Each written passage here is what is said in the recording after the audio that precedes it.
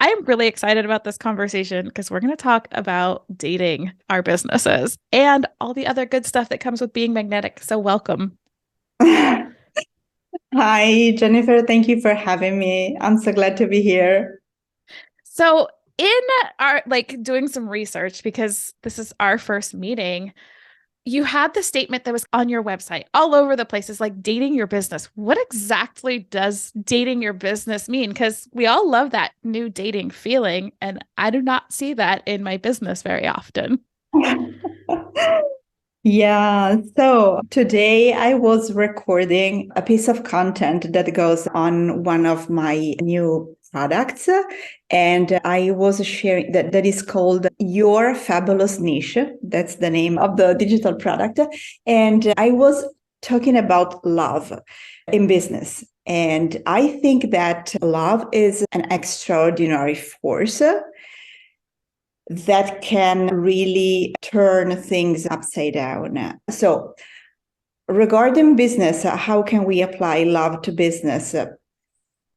And this also goes with money, not just with business. So, yeah, we usually think that the business is just a legal entity. And sometimes when we do not have yet maybe an LLC, an LTD, whatever we have in the part of the world that we are in, we do not even think about the business as a legal entity, but actually the business is an entity. And what I found out over time is that our businesses have their own personality, their own character, their own goals, preferences. And sometimes if we do not lead the business leads us.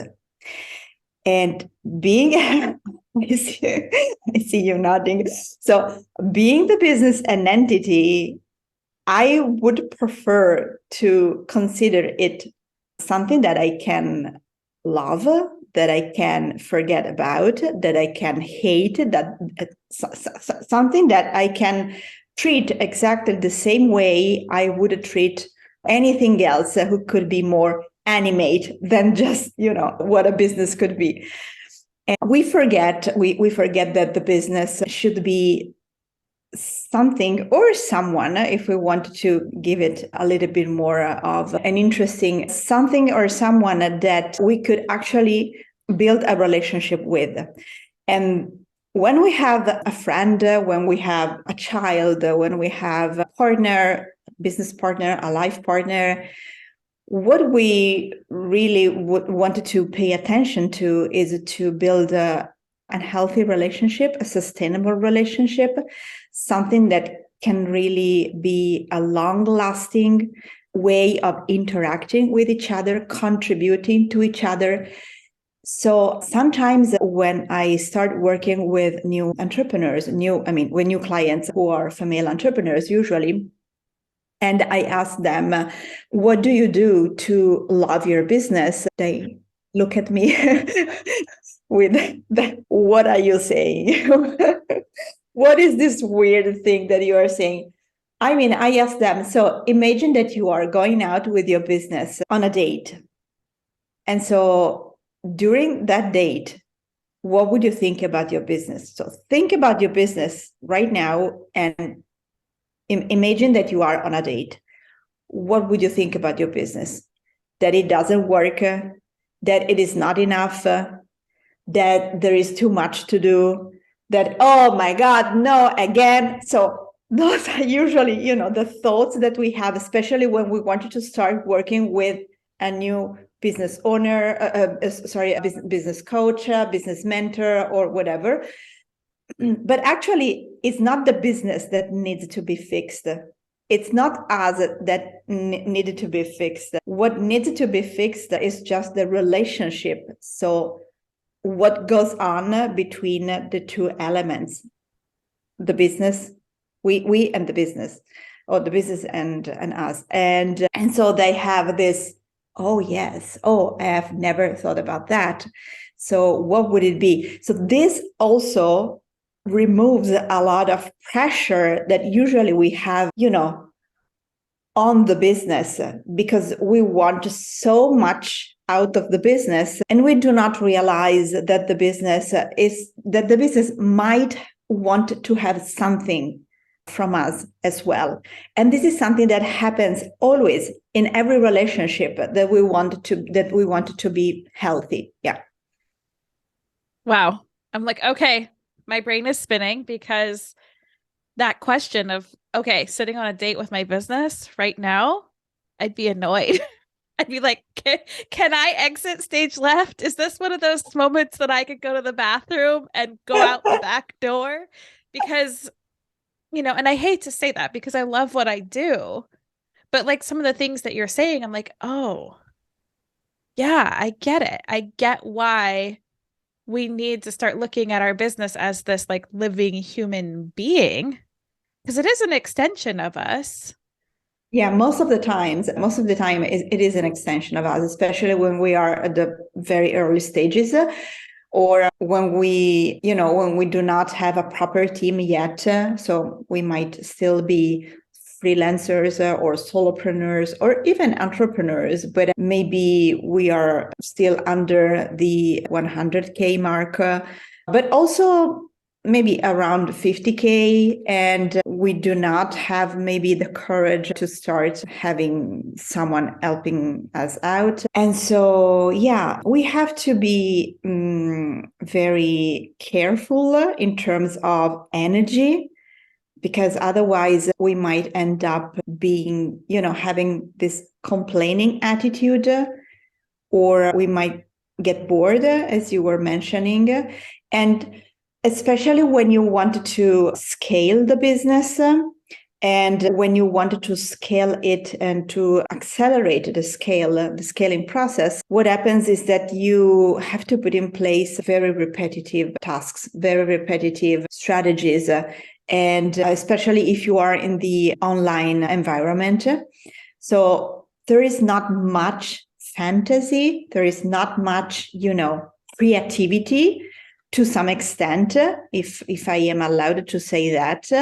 And so we can get bored very frequently. So we need absolutely to find a way to keep, the interest, the engagement, the intimacy with the business going. Otherwise, this kind of, again, oh no, oh, okay. It's not beneficial. And also our clients it's not really a stuckness. It's like a repetitive pattern that we find ourselves in. And we should have a little bit of spicy thing. Yeah, I'm like, there's so many things. And with the spice and like you mentioned energy. So when you first started like sharing this was like the energy. And I think that I know this happens for me, and I'm sure, and I've seen it happen in my clients. I've seen it happen with fellow podcasters and coaches, is that energy we get so stuck.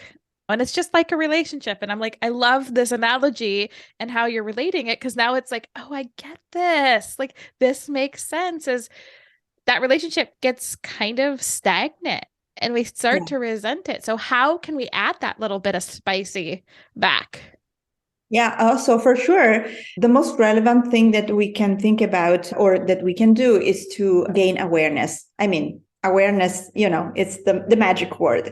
If we are not aware, it's impossible for us to change anything. And so first thing first, being aware, becoming aware. And it might be sometimes challenging to become aware of things that we would prefer to hide under the rug. But at the end of the day, especially when we are coaches, we should be a leading example for others. And so usually the bar of courage or of daring should be a little bit higher, set, a little bit higher than for other kind of business service-based businesses and or other product-based businesses. So first, awareness. So in order to get awareness, we need to gain clarity.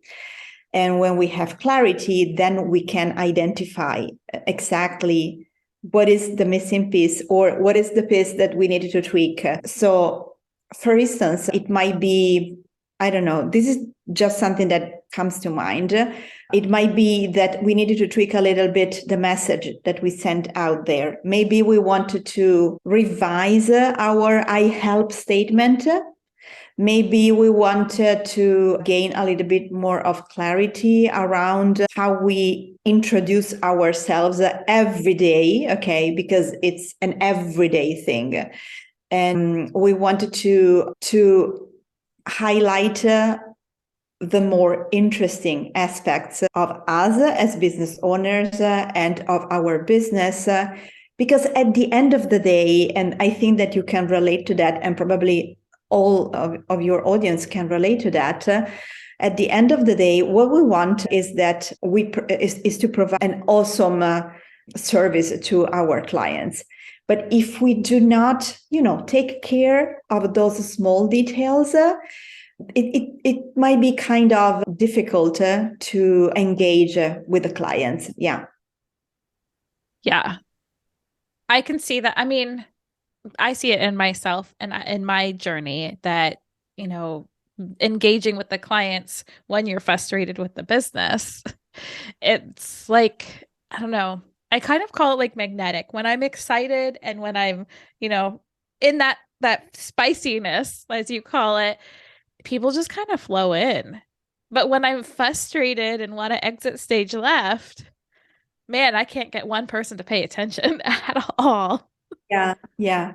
And building on what you are saying, I would like to point out that when we are in that, low flow of energy and we complain about the business, or we point our finger at the business and we think, or we even say maybe out loud to other people, oh, the business is not going, the business is not working, the business here, the business there. I mean, we should be 100% responsible, being the owner of the business, of what we put out there, our energy included. So in my opinion, it might be definitely much more empowering to say, you know what, today I'm not working. You know what, I take 1 week off, because that's what I wanted to do. In my opinion, this is much more beneficial to ourselves, to the business, to the flow of money, and to what we provide to our clients. Yeah. What do you think? Oh, I agree. I think I know for me, again, because I can say that it's for my clients and for myself, because I'll raise my hand with everybody, is that when you're working for yourself, that I need the day off, but we put there's so much pressure. And I think it's part of what we see online, what we hear from most coaches is it's like hustle, hustle, hustle. Don't take time off. You won't get to that next level. You won't hit that elusive, 6-figure business if you aren't working your business every day. And how you're relating it to dating, that doesn't work for relationships at all. You can't just push and push and push, because it's going to break. And it just like this conversation has dawned on me, like, this is why so many failed. This is why this is like my 5th business in the last 7 years, because I pushed so hard. That power of I need a break, I'm taking some time off, and allowing it to be that without it burning down. Absolutely. Absolutely. I mean, we are the leading pillar. If we do not show up, nothing is going to happen. And so I think that it's so imperative that we give ourselves permission to, to have a day off, a week off, to say, no, today it's not going to work, or to, to postpone maybe a meeting with a client. Because I don't know, so I have been in business for 27 years so far as an entrepreneur. And I'm almost 54 years old. Probably when we go live, I will already be 54, because Well, happy birthday early. Yeah, my birthday is the 28th of April. And I have been in the coaching industry for 17 years. I have founded 10 businesses, more than 10 businesses globally so far. So I think that I have a little bit of taste of what it looks like. And I think that I have already served, thousands of entrepreneurs or CEOs or their teams, whatever. So what I do not see working, because it is not sustainable, especially for a small business owner, is to push. We should absolutely stop doing that. We should learn how to pull, not how to push. So what do you mean by pull? Because I've never So heard that before. Oh, really? Oh, really? Oh, this is something that I have taught for many, many years when I was coaching and training leaders in big organizations such as Fortune 500 or, those big organizations or corporate America and so on and so forth. So when you are a leader and you have, your team and you lead them, it is exactly the same than when you are the business owner of your business, because this is another mindset thing that most entrepreneurs do not think about. We are leaders. Before being entrepreneurs, we are leaders.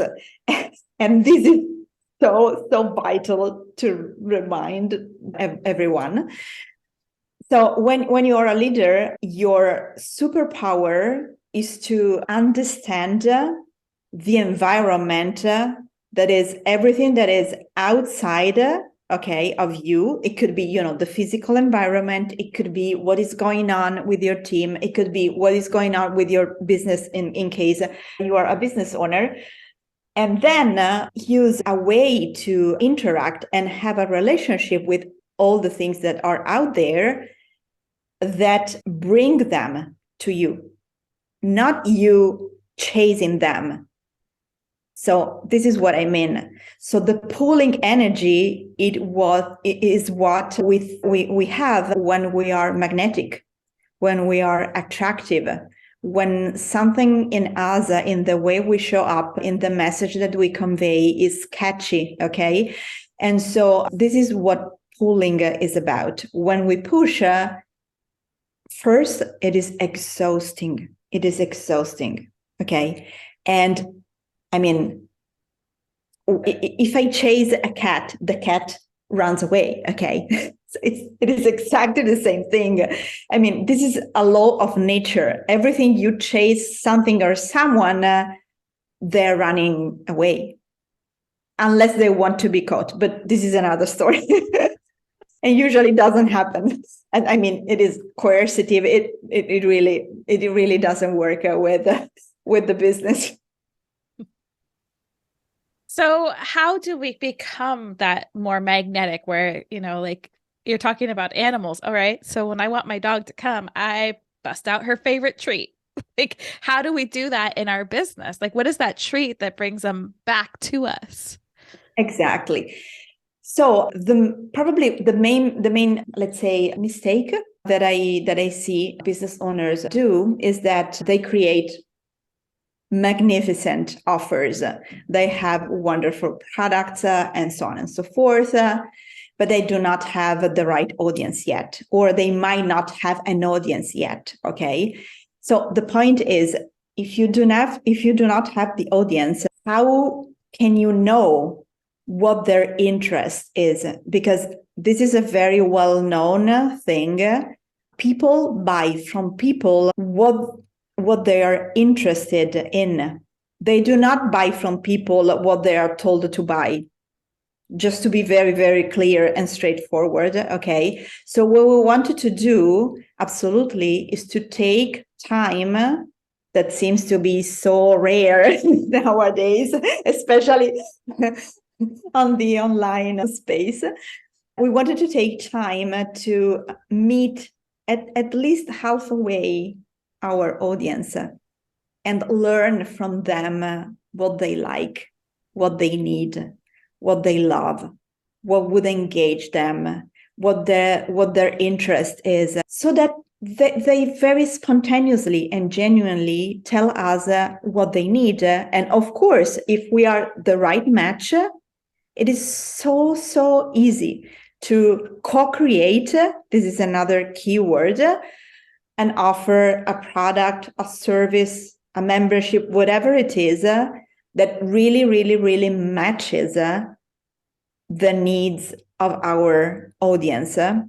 And when that happens, then we do not just have an audience, we have raving fans, okay? And we become their rock star.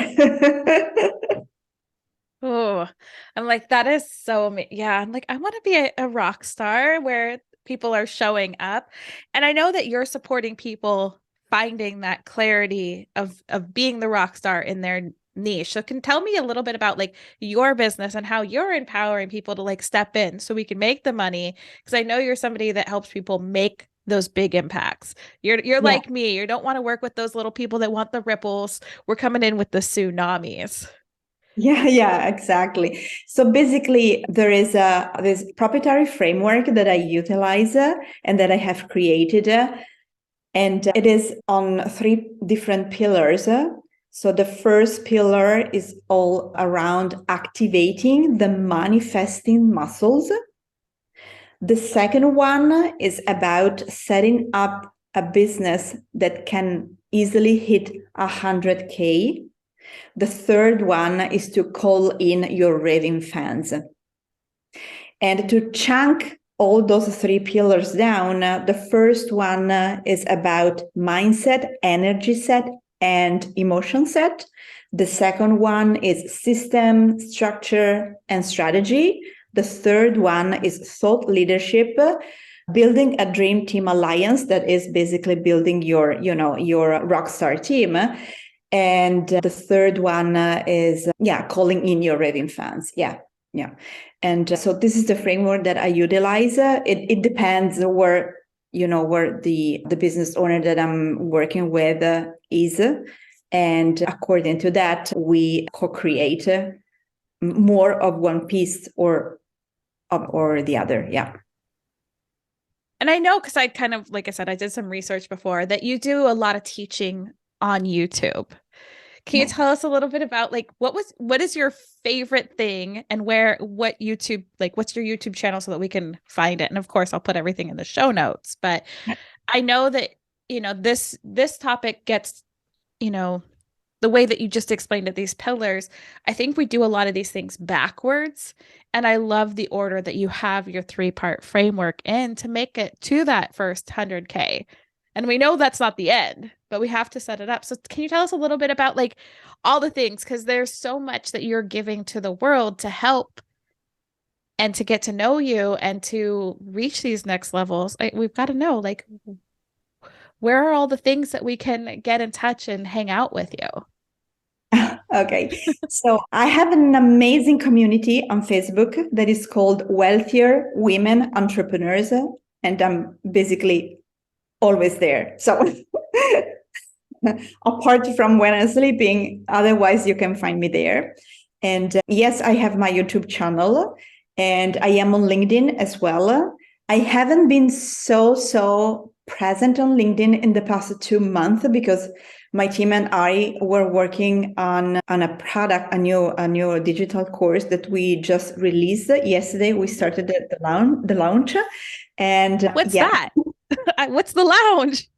It is called Get Qualified Leads Now. I think it says everything just with the title. So Get Qualified Leads Now is our new product. And we have been working on that for a couple of months. And now it has been released and we are already welcoming and onboarding the new students. So we are so excited. Yeah, I think that the best place to find me is definitely the Wealthier Women Entrepreneurs community. Otherwise, yes, on my YouTube channel. Yeah, that is Luisa Ferrario. That's it, my name and surname. So nothing fancy, just me. No, I think that's great. And I want to know more about the lounge because I'm like, that sounds like a place you've got this wealthy, like wealthier, what did you call it? I already blew it. I'm like the wealthy leader. Wealthier Yeah, wealthier women entrepreneurs. I'll get there, I promise. But I want to know more about like nurturing this community and building this up, because I think this is a huge role that, like we're talking about being magnetic, we're talking about dating our businesses, but I think that the community you're around is also a huge aspect of this, and finding somebody that you can like come in, be part of a community. I think this is so important. It is so important, absolutely, because belonging is one of the main pieces of what happens when we go very well along with our business, for instance. And so, one of the most amazing things that happened in over the past 4 months is that we grew the community from 0 to, I think, almost 2,300 people in 14 weeks. Can we just Yes. mic drop right there? Because that is unheard of right now with Facebook. Like, I have not seen anybody else grow that fast. So like, mic drop, ring in the celebration bell. All right, we need to be in your community. We got this. Yes, I think it is beneficial because at least, you can, apart from the beauty of being in the community, because there are so many amazing women, but you can also, observe how things work, and so then you can replicate them. So we had this huge growth that has been done with heart and love and gratitude and pulling the energy and just that. So in terms of what I see happening, especially in the online environment, is that, again, we do not take the time to stop for a while and ask around what is going on and what people really like, what people really want. For instance, I ask in my community about 3 different pain points, challenges, what they are going through, basically, because I wanted to know them. I mean, I want to be there for them, and they see me much less than how much I see them, because I'm not the queen of the community. It is exactly the opposite. I have created the space for them to show up, glow up, and grow. And I think that this is the power of what we have been doing in the past 4 months, because we started the community the 9th of January. So it's not even 4 months, basically. And so what happened? Yeah, what happened was this amazing growth. And I asked them how I could support them. And so, because, after 25 years, 27 years as an entrepreneur, you can imagine how many things I could, ask them, I could teach them, I could offer them also as a free value. And so I asked them what kind of ABC they were looking for.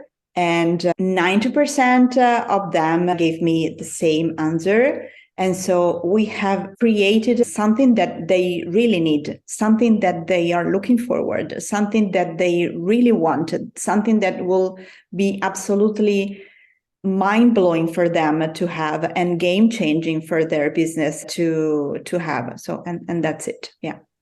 And what was that number one thing that they wanted? Qualified leads. And that's the reason we created the Get Qualified Leads now. Yeah. Oh. And this is also the reason why we gave the product this very straightforward and simple name that is not fancy at all. It is just what it is, because the juice is the inside. We are not interested in having the fanciness on the outside. We just want people to understand what the package is. And then if they say yes because they need it, then they will find, the wonderland in the inside. Oh, I'm like, that just confirms so much to me, because this is something I see in my business, because I've held on to these cutesy names like feed your business with love. what the heck does that even mean? I know Yeah. what it means, but the fact that I have to qualify it every time I talk about it, and I think that that's a great point. And I love that you're like, no, this is what you need. We're going to give that outwardly so you can find it. And then the back end, I'll give you all the things that I, like pour in that fancy, the cute, the whatever you want to call it. Thank you. I needed to hear that. And I know many of my audience needs to hear that because we need to, if we're going to rebrand, if we're going to start something, you asked the community, you created a community, you listened, and then you gave them exactly what they wanted in a clear, precise way instead of trying to create these cute, I hate to call them cute, like these fancy taglines and stuff. Nobody's going to find it. Yeah, yeah, exactly. I like to simplify things. I like to make things easier and not even more complex than what they already are. Because I think that complexity is really getting in the way. And so no, I mean, business should be something fun, should be something that we get our joy from. If we have to, to have a headache every time we pronounce the name of something we have created. And I do not have a great memory. So for me, it's also easier to remember easiest names. Yeah. And qualified leads is something we all could use in our businesses. If you have a business, qualified leads, oh man, instead of just having a bunch of random leads or the wrong leads, I think that qualified piece is so huge. And I'm so excited you created that. And I can't wait to join your community. So I will definitely get all of that information inside the show notes. Thank you. Thank you. And you are so welcome to be with us. So if someone were to walk away with something that lasted this moment, maybe this week or a lifetime, what is that one thing from this interview that you want them to take with them? So probably would be so this is something that we haven't talked about, but this is what comes to mind. So I would like to share that. Today I was talking to a client and she was telling me the empowering beliefs work that she's doing. This is something that she hasn't learned from me. It's something that she has learned from other previous coaches. And so I asked her what this work was about, and the energy behind what she was sharing was, in my opinion, not enough in order to be transformative. And so what I suggested her was to use, instead of affirmations, to use questions to ask herself. And those questions have a very specific way to be formulated. And for instance, instead of thinking an affirmation that could be, I have all the power in the world to get, I don't know, 10 qualified leads every day. Okay, that could be the affirmation. You can shift the energy of the sentence, changing the sentence in a question. And the question could be, why am I so powerful in getting 10 qualified leads every day? And this is very tricky for the mind, because what our mind does always, because that's its job, is to look for answers. So if we do not give questions to our mind keep giving us questions, because she wants us to find answers, to find proofs out there. So this is a tricky but so powerful thing. Every time you think about a statement that you want to affirm, instead of affirming it, change it into a question that starts with why, and that can create that kind of interest and engagement for your mind to stop throwing as it at you. And so it can actually proactively start finding the answers and the proofs outside to confirm that she is right. Because what she wants to do is to give you proofs that the question that you asked her is something that it is the truth, Yeah, so that's it.